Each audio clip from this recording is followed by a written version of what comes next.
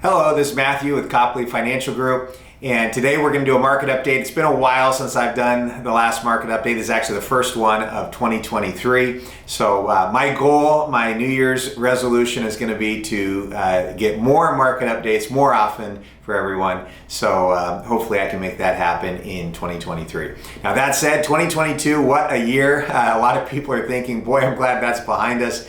We can recap a little bit about what we saw. Of course, the headlines were big drops in a lot of names. Amazon and Apple, some of the big market leaders, down over 30%. Names like Tesla down over 76% for 2022. So huge drops in those stocks. S&P 500 was down 18%. So that's a big drop year for the S&P 500. So it wasn't just those individual names, it was also the broad indexes. The NASDAQ, which is a lot more growth companies, was down 33%. Now I know a lot of you are going, wait a minute, my accounts aren't down that much, not even close. Well, that's because we did a pretty good job navigating the markets this last year. And really, it's across the board. Even the fixed income market had the worst year. In fact, the U.S. Treasuries were down 16%. The 10-year Treasury is down 16% over the course of the year, which also translated into the 60-40 portfolio, which has kind of been the standard portfolio that people put their 401ks in. It's promoted by companies like Fidelity and Vanguard that, put part of your money in stocks, part of your money in bonds. It works out great. That particular portfolio was down 17% last year, which is huge drop. In fact, it's worse than 2008. The 60-40 portfolio did worse in 2022 than it did in 2008. In fact, the last year that the 60-40 portfolio did worse was 1937, in the middle of the Great Depression. So that being said, obviously last year was a tough year. And the problem is I think a lot of those treasuries are more expensive now than they were at the beginning of the year. Even after being down 16%, I think the fundamentals are even worse. We're seeing negative real rates. If you have an average interest rate of 3.5% and inflation's 6 or 7%, that's negative. That's net loss, guaranteed to lose money. So and I don't see the fundamentals really haven't changed a whole lot. For example, the ARK Innovation Fund, which has kind of been the darling of the tech industry, which did really well in 2020. Of course, it just collapsed in 2022, down 67% in 2022. And the ARK Innovation Fund, the worst part about it is as it dropped 67%, it actually had net inflows. So you actually had people putting money into it as it went down. So they actually got a net inflow in that fund.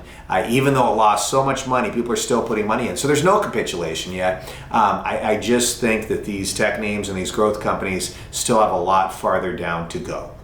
That said, of course, the big one for 2022, the big headline, of course, was Bitcoin, down over 76% on the year. And it may see a short-term rebound. We may see Bitcoin pop back up with such a huge down year. What people on Wall Street call a dead cat bounce. If you drop a cat high enough from a building, it'll bounce when it hits the ground. There's an old Wall Street, no, it doesn't sound good, but it's an old Wall Street saying, dead cat bounce. And that's what I think we'll see out of Bitcoin. You'll see a little bump in the price and then another downward trend. It'll probably break below 10,000 in 2023 sometime. So let's talk about 2023 and just the current environment. Well, they say that the beginning of the year is going to signal what's going to happen the rest of the year. And I think that may be true this year. And the two things that I've seen a lot of is volatility. Stocks going up, stocks going down, stocks going up, stocks going down. And the other big one is gold. Gold has done extremely well this year. The gold mining stocks are way up. And I think that's a signal on what's going to, the rest of the year, how it's going to play out. With volatility being really a big deal, and precious metals finally getting the returns it deserves, especially after a year last year where it should have done better. So that said, the fundamentals have not changed. Value stocks are still the place to be. Right now in the current market environment, the number that we're kind of at, we're trading right now as I record this on Monday morning, we're trading at 40.35 on the S&P 500. This is really an important point. So we're hitting the previous high, and if the market trades through this it could signal that October was the low and that the market's going to come up from here, and that October will kind of signify that low. If the market hits that the current number and then falls off and starts dropping from here, it's going to mean the trend is still in place. So what we've seen since that time, and really going all the way back to the market highs, the market's been going down, coming up, then going down, and then coming up to a lower high, coming down, coming up to a lower high, new low, coming up to. So we're at that point right now where we're going to probably trend down if the trend continues, or a new trend could start. So we're watching real closely the markets right now. Obviously, the current number is very, very important on a trend.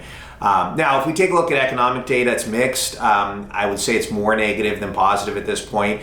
Some of the positives is employment. The employment numbers continue to come in very, very well. The unemployment reading that we just got was down 190,000, which is a very low number. So 190,000 people applied for unemployment. Anything below 300,000 is really a good number. And so, people are still working. They still have jobs. Now, I will say that there's been some big job cut announcements. Google just announced 12,000 jobs that they're laying off. Microsoft just announced 10,000 jobs they're laying off. So those people aren't in the numbers yet, those are some big numbers from some big companies. It's a big part of their workforce. So I think this will probably continue, especially in the tech space and some of these areas that have been hit pretty hard. Other thing that's real positive for the market is inflation data has been coming down.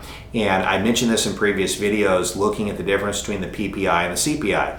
And the reason I was telling everyone inflation is going to be so much worse is because the PPI was so much stronger than the CPI. So that signaled that future inflation was going to continue to get worse. And we're seeing the opposite right now. We're seeing PPI numbers coming down, in CPI now above the PPI numbers. So that means that inflation is coming down. And of course, everyone's looking at this. The Federal Reserve's looking at this. The market's looking at it. They're saying this is positive. Inflation's going away. And the other thing they're pointing at is the M2 money supply. M2 money supply is the total amount of money that's outstanding. That has dropped dramatically, which is a good sign for inflation. But I will caution everyone that's looking at this data and say, wait a minute, okay, you are correct that the inflation numbers are coming down and we're going to have a downtrend in inflation. But I think there's a good chance inflation pops back up in 2023. I think that it's going to maybe even come up to a possibly new all-time high. And this just is a basic function of what money supply is. Looking at M2 just tells you the money supply, but money is not just the money supply, it's money supply and credit. Credit is a big part of this. And we're seeing record high in credit card debt. I mean, more people owe more money on credit cards right now. And with higher interest rates, the average interest rate right now is 19.8%. That means half the people are paying more and half the people are paying less. And that's huge. That's going to be a huge drag. All this debt, all this credit. So what we're seeing is people that had money in savings, money in the bank, they're spending that money. And so the M2 is coming down, the money supply is coming down. But people are taking out a ton of money on credit cards. So what that tells me is people that had cash and savings are burning through it. And people that didn't have any cash and savings are just running up their credit cards.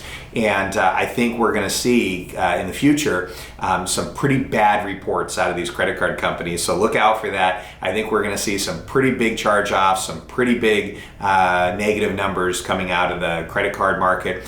And that could eventually tighten up credit supply, which would lead to less inflation. But I just don't see that right now.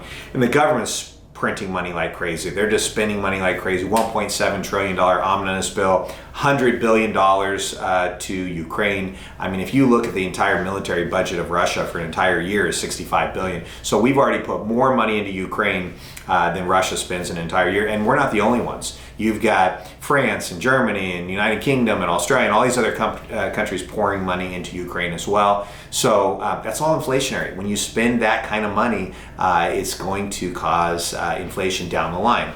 And it takes a while to get through. Now, corporate earnings don't look good. So that's very negative. The data is not looking good. Corporate earnings are pretty challenging right now when we're looking at these earnings reports. We have some big ones coming up. There's Microsoft and Tesla, both IBM, They're going to be reporting earnings, so we're going to be watching those really closely this week.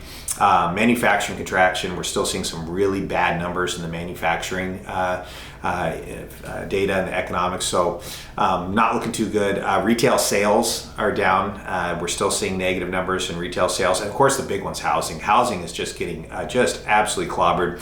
These higher interest rates have really impacted housing, and all the housing data just looks really, really bad. I will tell you just a little anecdotal thing. I had someone come up to me just recently at one of our marketing seminars, and he said, you know, I was in the mortgage business and we did 1,500 loans last year, and right now we have 2 in our pipeline, so I think I'm going to retire sooner than I thought. And this is really what we're seeing across the board. It's not just mortgage loan originators, but everyone in the real estate world, the realtors. If you look at the data, it's bad. Year over year, the decline in house sales is down 34%. That's the biggest number ever. I mean, it's bigger than any number in 2008. It's bigger than any number during the Great Depression. I mean, the number of houses selling has just collapsed. A 34% drop year over year. That's a brutal number. So there's a lot of negative data, which means that we could see a lot worse of a recession out of this. We could have a lot harder landing than what everyone's talking about, you know, mild recession and soft landing. This could get a lot worse. But what that tells me is that we're probably going to have the Federal Reserve get involved sooner rather than later. We'll probably have some kind of a pivot. We'll see that Federal Reserve obviously is going to stop raising rates and may even go back to quantitative easing in 2023 before the year is over. You know, this is going to be highly inflationary. It's going to be good for the stock market and the economy, but unfortunately it's going to be really bad for those of us who have to buy food and buy gas, and prices are just going to keep going up and up and up. So with that in mind, our focus has not changed. There is one thing I want to mention though that's super important, and hopefully everyone that is interested gets a hold of us sooner rather than later, because I don't know how long this is going to last. The current guaranteed interest rates are absolutely huge right now. With these higher interest rates that we have a 3-year guaranteed interest rate right now at 5.4%. This is a big deal. We have a 5-year at 5.55%. I don't know how long this is going to last, and it's not a bad idea to take money that you have. I don't want to lose any money. I want guaranteed 5.55%. Let's just throw it over here and put it in this investment. There's no fees. It's guaranteed. Can't lose. Not a bad idea. So for those of you that are interested, we could certainly take a look at your current investments, so we could, you know, change a few things to add more to that guaranteed amount. Or if you have cash in the bank, it's right now. I want you to think of cash as a hot potato. It's hot. You shouldn't touch it. You know, get rid of it.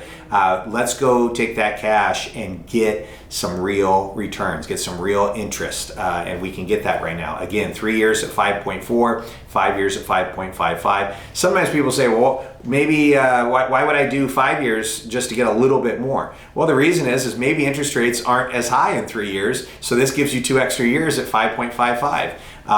So with that in mind, who knows what's going to happen with inflation?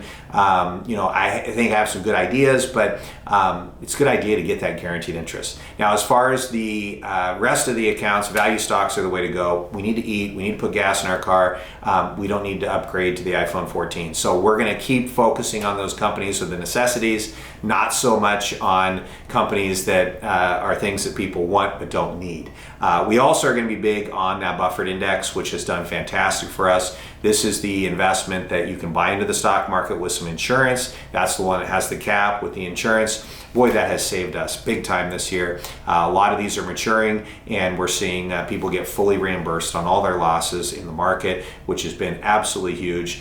We have a lot more of these maturing over the beginning of this year, and so we're very happy about the results on those, and we'll probably continue to recommend those. And of course, we're going to stay focused on those inflation hedges.